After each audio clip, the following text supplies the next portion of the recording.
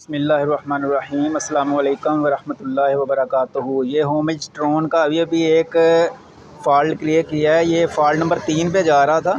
ये direct fault number 3 पे जाता था। इसकी ये साइड जो है ये ऑपरेट नहीं हो रही थी। तो इसमें मसला ये था कि ये देखें, ये एक SMD है 2K की लगी हुई, ये ख़राब थी।